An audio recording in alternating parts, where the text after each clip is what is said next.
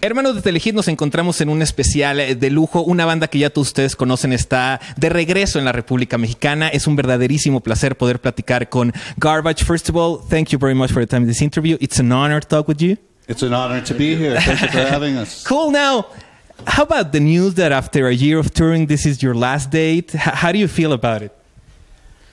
I feel elated and kind of sad, and looking forward to getting a good night's sleep in my own bed. We've been talking all day about what a great choice it was to have Mexico City be our last date, because it's such a great place. Oh, no, thank you for being here again. And now, talking about your last album, Not Your Kind of People, you wait for 6 years until the Bleed Like Me to release this album. Is there any big lesson that these 6 years give to you as a band? Ooh, I think a lot of lessons. Some subtle and some big, you know. I think the biggest lesson we all learned was how much we loved being in a band together. And I think we came at this go around with a sort of newfound joy, I guess, for doing what we get to do for a living. Cool. Now, you choose a different recording studio to do this album.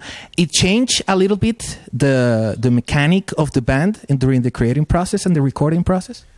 Well, Not Your Kind of People was the first album that we recorded in Los Angeles. Yeah. Part of that's because Shirley and I moved out there. And part of it's because we wanted a change of scenery. After 7 years off, I think when we started Not Your Kind of People, we wanted to have a completely fresh take on it. And somehow, everybody has sort of said, and I think we agree, that their album, there's a vibe on Not Your Kind of People that is reminiscent of our first album. Yeah. And I think it's more to do with the spirit and less of the way it sounds recorded. But there's definitely an energy there on Not Your Kind of People that reminds us of how it felt to make the first album. Cool. Now, talking about what is next, I have a specific question for you. Start with you. Talking about, I know that you, for the Record Day store, you just released Because the Night, a Patti Smith cover. Yeah. Tell us, why do you choose a song of Patti Smith, a great woman in music? God, you know, we're all such huge fans of Patti Smith and Springsteen, and yeah. I think Shirley is the one that chose it. We had this band called Screaming Females on the road with us for part of last year, and somehow, I mean, Shirley could tell this story better, but Shirley and Marissa, the other singer, decided that they wanted to try that live, and we started playing it live during our shows. Then it made sense. It sounds great. Let's record it. And so we all went in the studio. For Record Store Day. Yeah. And made a vinyl version of it for Record Store Day back there in Hollywood. And I guess that it's great to admire a woman that makes so much for music, stay loyal with their attitude and with her way to do music, right? Yeah, I mean, I think out of every female artist that I can think of, she has been the most sort of uncompromising in a way.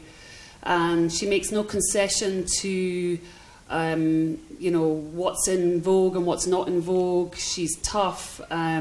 She doesn't mess around, you know, and I really respect her. And what I love about her is not only is she a musician, but she's also a poet, and she's written books, and she just keeps pushing against sort of the cage that gets put around musicians a lot of the time, and I really respect her for that.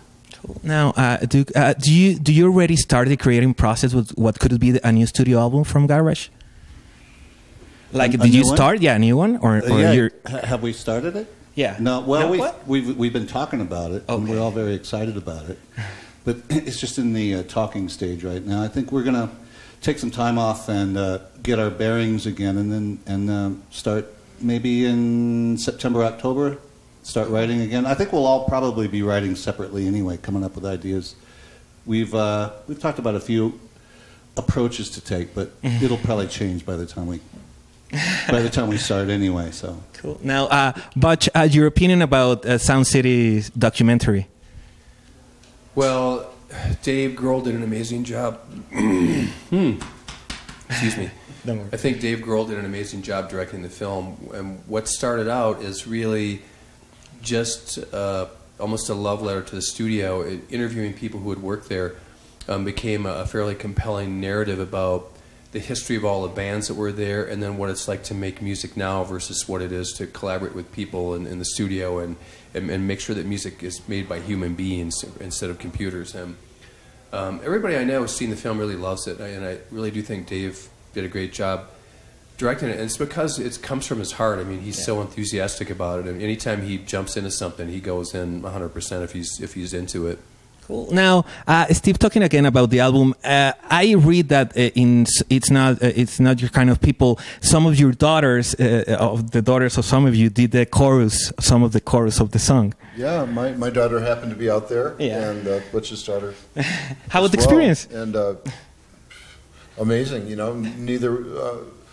They didn't exist when the band started. And now here we are in the studio with our daughters singing background. It was amazing. Awesome. Now, Shirley, your adventure as an actress in Terminator, the Sarah Connor Chronicle. It was amazing. I mean, it was one of the biggest surprises of my entire life. I never imagined that would happen to me. To get to drive to, the old Warner Brothers studios every day, and I had my own car park spot, and I had my own seat with my name on the back of it, and it was like, yeah, it was like I was like a child in a toy shop. It was mental, and I think the crew kept on making fun of me because they were like, "You're this huge rock star, and you're acting like a kid."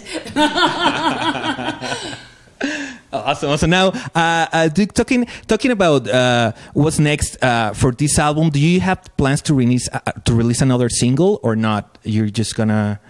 We've talked in the past about releasing maybe an EP in the interim while we're working on a record, but I think we're probably just going to wait. And I think this because the night that Steve was talking about, I think that'll kind of please the fans for a while, and I'm not really sure what order we're going to do things in, but the main thing that we're going to do is make a new album. Okay. Yeah. Awesome. Now, but what comes to your mind when I tell you Slum Party Massacre?